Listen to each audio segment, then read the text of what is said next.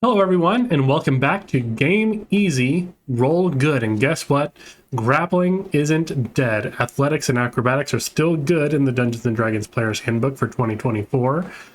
We had a little bit of concern during the playtest period that we saw that the grappling was being changed to saving throws when you initiate the grapple, and it was even to break the grapple. Some of those rules still exist, some of them don't exist anymore. But grappling is still very good in 2024. There's even some combinations you can do with it that we're going to take a look at. If you saw my last video about the adventuring gear, you might have a little bit of a hint as to what I'm going to talk about near the end of this video. But let's go ahead and get into it. Let's go and take a look at the changes to grappling and shoving in the 2024 Player's Handbook. So, to begin with, pushes and grapples in the 2024 Player's Handbook are no longer a contested check. They are part of the unarmed strike action. So when you make an unarmed strike, you have three different options of what you can do. The first of which is dealing damage as you normally would. You make a punch, you make an attack roll, you deal damage. But you can also choose from two other options, which is grapple. If you choose to grapple, you do not make an attack roll. You instead just impose a strength or dexterity saving throw, the target's choice. If they fail, they have the grappled condition. The DC for that saving throw is 8 plus your strength modifier plus your proficiency bonus. And they are grappled only if the target is no more than one size larger than you, and you have to have a one hand free in order to initiate that grapple. Lastly, there's the shove option. When you make an unarmed strike, you can choose to shove instead of dealing damage. Again, they must succeed on a strength or dexterity saving throw of their choice.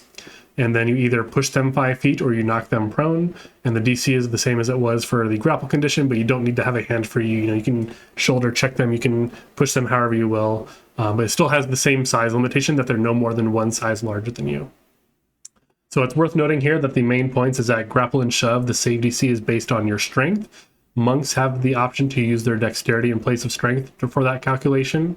And then only damage with the unarmed strike requires an attack roll. I think early on in the playtest we saw you needed to hit with an unarmed strike and then you could grapple. And then that were still required the saving throws. So there's sort of two barriers to grapple, which was pretty bad. But that's no longer the case. You just choose to initiate a grapple basically the same as you would in 2014, except it's just a saving throw instead of a contested check. So you don't have to hit first, so that's great. Unfortunately, this also means that expertise in athletics is no longer required or no longer benefits the initial grapple or even the save DC for the grapple period. So this is going to make less reliable. It makes it slightly less reliable to initiate shoves and grapples because it's just a saving throw. And saving throws can sometimes be very good or very bad, and usually monsters are either decent at strength or decent at dexterity. There's very few that are bad at both. But I think in general, you'll probably have pretty decent success with this in most situations. This also means, since it's a saving throw to avoid being grappled, that it technically can be affected by legendary resists if your DM would like that to happen. You might be thinking, why would I use a legendary resistance to avoid a grapple? And I think by the end of this video, you might understand why a smart legendary creature who knows what that will lead to might want to save against being grappled. So let's go ahead and move on. So changes to grappling and shoving. So we have the actual grappling rules here. So succeeding on a grapple imposes the grappled condition. You can only have one grapple per hand, so a creature must have a hand free to grapple another creature. Some stat blocks and game effects allow a creature to grapple using a tentacle, a maw, or another body part.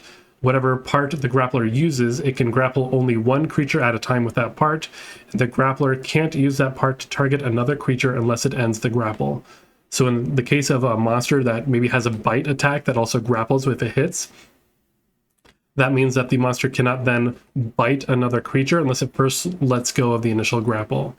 And then lastly, escaping a grappled creature can use its action to make a strength, athletics, or dexterity acrobatics check against the grapple's escape DC, ending the condition itself on a success.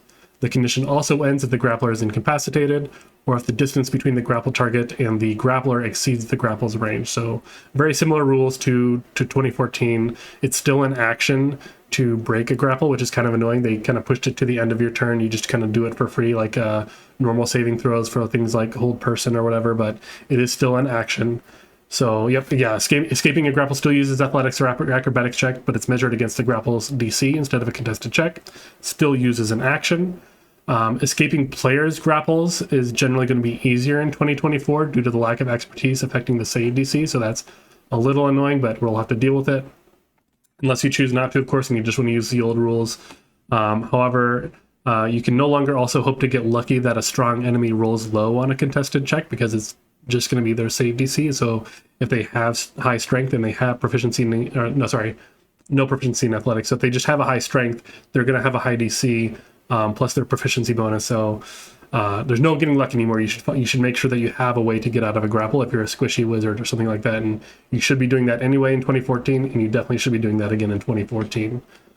All right, moving on, we're going to look at the changes to the grappled condition, because there's a few more things added here. And in 2014, it just made your speed reduced to 0.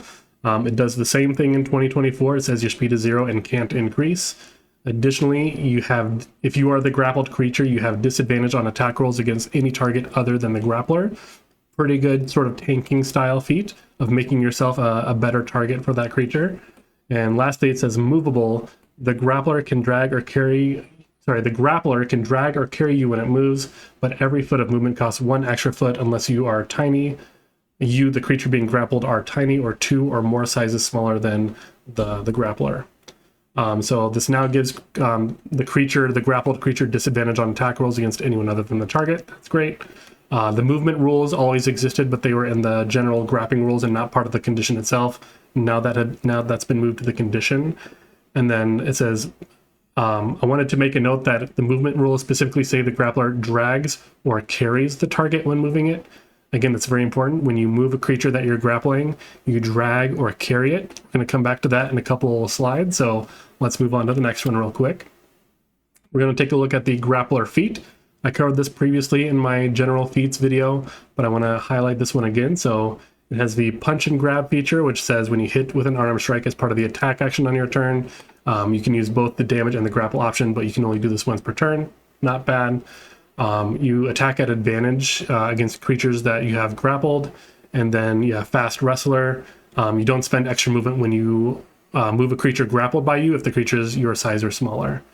So again, the punch and grab feature is pretty nice. If you are not confident that you will hit with your attack, or if you just don't have good unarmed strike damage due to not having the unarmed fighting style or being a monk, you can just choose to ignore it and just say, I want to impose the saving throw, and I'll just ignore this one feature. The grappler feat is still very good if you ignore the punch and grab feature. It's not a bad source of personal advantage to just grapple a creature and then just start beating on him with advantage. But notably, again, the fast wrestler overcomes the spending extra movement to drag or carry grappled creatures. But again, specifically it says it overcomes spending extra movement to move grappled creatures. So that's going to be important on the next slide. So let's take a look at what happens with carry capacity. So if we look at the top line here, there's a little more text in the carrying capacity rules, but they're not actually relevant. They're just kind of more flavor text, or just kind of providing context. But the actual rule says, while dragging, lifting, or pushing weight in excess of the maximum weight you can carry, your speed can be no more than 5 feet. The formulas for the carry capacity, as well as your drag, push, and lift limits are both listed here. So one important thing to note here is that pushing, dragging, or lifting more than you can carry, not your drag, push, or lift limit, but specifically your carry capacity, caps your speed at 5 feet. It does not cost you more movement. It is not a limitation on how much you can move. It is a cap on how much you can move. So this is not spending extra movement, so the grappler feat does not overcome this limitation. So that was one important thing to consider. I know Trant Monk had a recent video at the time of this recording that he was like, yeah, a monk can grapple 2 allies that have emanation effects on them, and then Step of the Wind at level 10 to bring another ally with them with an emanation and run around the battlefield and trigger it on a bunch of different enemies. You need to keep in mind, if you're grappling 2 allies, how much do they weigh? And that's including their normal weight as well as their equipment weight, right? So if we're going to be doing this, and it's a very valid strategy, you need to keep your carry capacity in mind. Your players need to know how much they weigh. They need to be keeping track of their equipment and know how much that weighs. I know I have a pretty lean creature, or not creature, character myself. I say they weigh like, 140 pounds, whatever, but they're carrying like 90 pounds of equipment as well. So that's, 230 pounds that they weigh. So we can see that a monk with 8 strength or 8 to 10 strength only has a carry capacity of 120 to 150 pounds. So even this lean character that I have is carrying a bunch of equipment. So a monk would not be able to grapple and drag me, or if they did, they would only be able to move 5 feet. A medium creature with 20 strength is capped at 300 pounds carry capacity, so they could move my pretty light character. This might be good enough to grapple or drag, one medium character that has some equipment on them, or carry 2 small creatures and all their equipment. So maybe it's a wizard and they don't have a lot of equipment on them that's very heavy. It'll depend. Things like powerful build for the Goliath species, as well as some other species that might have it as well. This effectively doubles your carrying capacity. So that's something you might consider if you're trying to build a monk that's going to be grappling and dragging things. You probably don't want to be a tabaxi unless you're getting this feature from somewhere else to double your movement speed. You just want to get your carrying capacity as high as possible so you can bring more creatures. There are also other features, again, in other classes. You'll have to dig in there and find what it is yourself, or maybe I'll do a video down the line of things you can look at to build a monk that's trying to do this one thing. But I wanted to bring up carrying capacity because, again, I know sometimes people ignore encumbrance rules, but this is pretty important. And I think if people are going to be abusing monks in this way, that people are going to be looking at these carrying capacity rules and be like, hey, this thing's too heavy for you. You can only move this thing 5 feet, regardless of whether it's your ally or not. So let's move on, take a look at what else we can look at regarding grappling. So we're going to try to do more with grappling. I said, before, based on our adventuring gear video, that there are certain items that kind of combo with grappling. So we have the chain, the manacles, and the rope. If you watched my adventuring gear video, you kind of know what these do already, but we're going to go one by one and take a look at what each of them do. So starting with the chain says, as a utilize action, you can wrap a chain around an unwilling creature within 5 feet of yourself that has the grappled, incapacitated, or restrained condition. If you succeed on a DC 13 strength athletics check, if the creature's legs are bound, the creature has the restrained condition until it escapes. Escaping the chain requires the creature to make a successful DC 18 dexterity acrobatics check as an action. Bursting the chain, which presumably destroys the chain, requires a successful DC 20 strength athletics check as an action. So this is probably best going to be used by creatures that are strength based and have athletics proficiency. If you want to try to do this in one turn, you probably want a strength based thief rogue or a strength class with at least 3 levels in the rogue for the thief subclass, so they can use the utilize action as a bonus action, so they can grapple during their action and then utilize their bonus action to wrap the target in a chain. You probably want expertise with athletics as well to make that DC 13 athletics check a little more reliably. Even with high strength and good proficiency, a 6 plus 5, at end game is 11. So you still need, by then it's more reliable, but early game you want to, you want to be able to do this with your +3, +2, which is 5, 6, 7.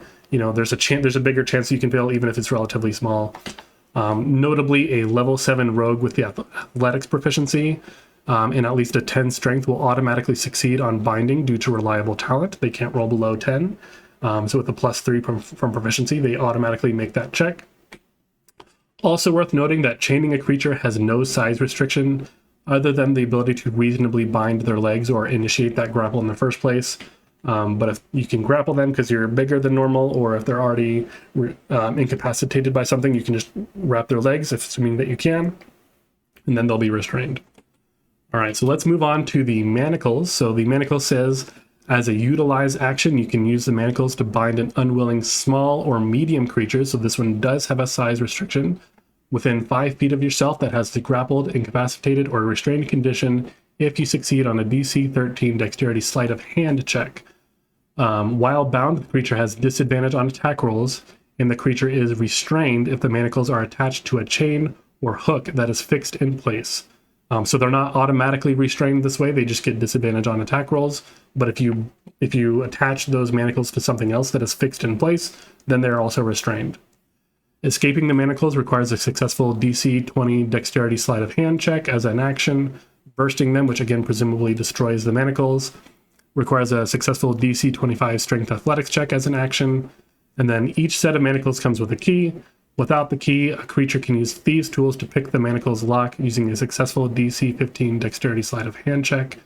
A little weird on the ruling there for Sleight of Hand. I covered that in the adventuring gear video. You can watch that to see what I said about that. But, you know, Thieves' Tools are their own proficiency. You don't need Sleight of Hand specifically to do it. But, you know, so this one, you know, it's going to be best used by any dexterity-based character with Sleight of Hand proficiency, of course. It does require the Manacles to be attached to a hook or a chain that's fixed in place in order to restrain the target, so a little harder to use. Monks can use the Unarmed Strike freely as a bonus action. This comes base at level 1. They don't need to make an attack or anything to make that bonus action attack. They can just Unarmed Strike punch someone, which means that they can Unarmed Strike grapple someone. This means that they can both grapple someone and use the Utilize action as their action to grapple and bind someone on the same turn. And again, a level 7 rogue with reliable talent and any sleight of hand proficiency automatically succeeds on this check. Moving on, we have the rope. The rope says, as a Utilize action, you can tie a knot with a rope if you succeed a DC 10 Dexterity Sleight of Hand check. The rope can be burst with a successful DC 20 Strength Athletics check. You can bind an unwilling creature with the rope only if the creature has the grappled, incapacitated, or restrained condition. If the creature's legs are bound, the creature has the restrained condition until it escapes. Escaping the rope requires the creature to make a successful DC 15 Dexterity Acrobatics check as an action. So very similar to the chain. It's slightly easier to apply, slightly easier to break out of. Might be similar to break out of. I can't remember what the strength, the burst check, I think it was also 20 for the chain. But I think the Dexterity Acrobatics check is a little lower. Technically, it doesn't say that you need to make a check to bind them, but I think the intention here is that it works exactly like the chain, where it does require that Utilize action to tie a knot and bind the creature. So again, this is going to be best used by dexterity-based characters with the Sleight of Hand proficiency. It has the lowest target DC of these options with a DC 10 Sleight of Hand check, so it's very easy to make. Again, monks can do this in one action with the free bonus action to make the grapple and then use their Utilize action to bind the target. And again, a level 7 rogue with reliable talent and Sleight of Hand proficiency immediately makes this check. So, you know, if you have one ally who is very good at getting the grapples, but they don't want to use their whole action to Utilize, and you are the thief rogue, you can just run up, you know, wrap them in the thing as a bonus action, and, you know, everyone in your party has advantage against that target. Speaking of that, we're going to be looking at the Restrained Condition just so we know exactly what it does. So speed is 0, your speed is 0 and can't increase. Attacks affected, attack rolls against you have advantage, and your attack rolls have disadvantage, again, if you are the one who is restrained. Saving throws affected, you have disadvantage on dexterity saving throws. So this means the target cannot move, all attacks against them have advantage, and they have disadvantage against dexterity saving throws, which affects these spells, in addition to some others. I didn't include every spell that has a dexterity saving throw, but just to give you an idea. Again, I don't think this is any different than 2014, but I just wanted to point out what exactly this Restrained Condition does so that we know how powerful this is to be able to grapple and restrain a creature. Again, because if you, especially if you have a bigger party than the normal 4, I know some of us play with, you know, 5, 6, or even 7 people at the table. So if one person is sitting there, I'm just going to take my whole turn to grapple and then bind this creature and restrain them. And then my whole team gets, or, you know, maybe the majority of my team gets a turn before this other guy that I just binded gets a turn. It's going to be really messy. So let's move on from there. Chains, Manacles, and Ropes in 2024. So restraining a creature is easier than ever because there's no saving throw beyond the initial grapple. There's just a very low ability check that's under the player's control because, you know, you're going to be making a dice roll unless you're the rogue with reliable talent. And the dice roll is the only variable there, but you choose your proficiency. You choose if you want to put expertise in there to get a more reliable binding on that earlier. You don't necessarily require it, especially at least maybe for the DC 13 ones, you might want expertise early on, but for the DC 10 on the rope, that's a pretty easy one to make, even with just proficiency and the good ability score on it. So getting this done in one turn does require significant investment by that character. Monks are generally the best ones to do this because they can grapple as a bonus action. But giving your entire party advantage against that target is probably worth it. especially if your entire party or the majority of your party gets to go before the enemy has a chance to break free. So you might consider this strategy instead of using the topple mastery to knock enemies prone and give advantage on melee attacks, because that kind of messes up your ranged attackers, your warlocks with Eldritch Blast, your bow users and everything like that. They're going to have a hard time with things that are prone, but if you just restrain them, you're taking your turn off to do it, but you're giving everyone else such a big advantage over you, over that target. And then, assuming that they don't break free on their turn, then you then, on your turn, get to have all the advantage that you just set up. So given that, this is arguably better than Stunning Strike. Stunning Strike does have the benefit that the creature can't take any actions during their turn. I mean, they can still move around, which is a little weird, but they can't move unless they teleport somehow, but they can't move, which is pretty good, because you can actually move during stun now. Again, I think I just mentioned that, so that's a little weird. But, if you're restrained, you can't move. You have disadvantage on all attacks. You have advantage on all attacks against you, and you have disadvantage on dexterity saves. It's pretty devastating. So much like Stunning Strike, even if it only lasts one round, even if they burst out of your ropes and they break the ropes, as long as you had enough of your party go before them and lay in with attacks, it's worth it to do it. I think even taking your whole turn off just to give 2 or 3 other people a full round of attacks against a target with advantage, it's just a really good boon for your party. There's a lot of teamwork, I think, that's in 24 like this. That is really exciting to me, at least. So all of these items, again, they require an action to break free. So this effectively forces the target to skip their turn if they need out of it. The chain and the manacles, they make any creature restrained by them susceptible to the heat and metal spell, regardless of what they're wearing or holding. So there's no, does this person have a belt buckle? Is there any piece of metal on them, like their eyelets on their shoes? You're not trying to like pick and trying to find some piece of metal on them. You just say, hey, that person just wrapped them in a chain and they can't get out. I'm going to cast heat metal on that chain. And even if they fail the saving throw, they can't drop the chain because they're bound in it. Like, they don't have control over that chain. Bearing all of this in mind, one big important thing to remember is that what you can do to creatures can also do to you. So if your DM watches this video, or if they've read these rules and they know what's going on, getting ambushed by bandits, bulls, cultists, anything smart enough to use these sort of items might quickly turn into a deadly encounter if your DM employs these kind of coordinated strategies and starts binding and restraining all of your allies.